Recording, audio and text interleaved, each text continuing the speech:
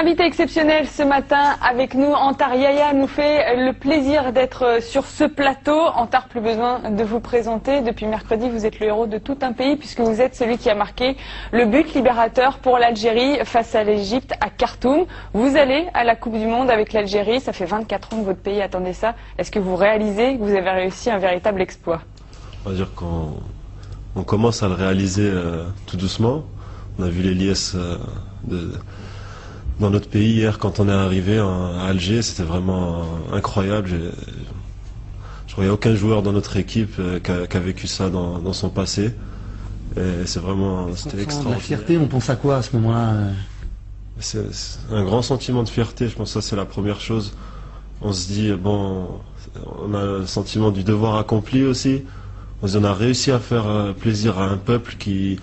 Faut pas oublier l'histoire de l'Algérie, ces 15 dernières années, toutes ces tristesses, même au niveau du terrorisme, avant l'arrivée du président Abdelaziz Bouteflika, que je tiens à remercier. On va dire ces 15 dernières années à cause du terrorisme aussi, et toutes ces liesses entre ces Algériens qui s'embrassent, qui sont en train de tout fêter.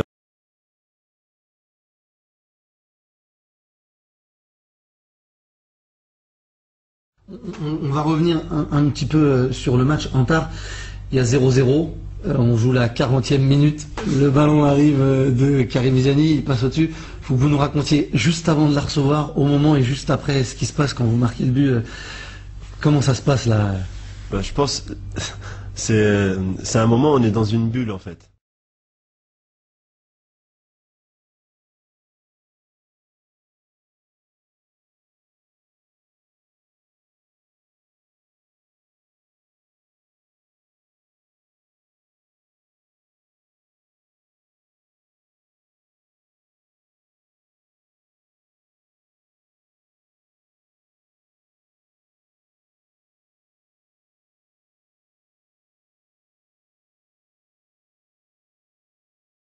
On sent, avec les épisodes qu'il y a eu pour le match retour au Caire, le caillassage du bus, on sent une famille, c'est plus qu'une sélection nationale.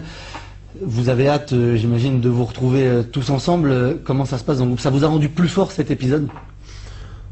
Cet épisode aussi nous a rendu plus fort, mais pour la plupart, on se connaît depuis 6-7 ans. On a vécu beaucoup d'aventures aussi.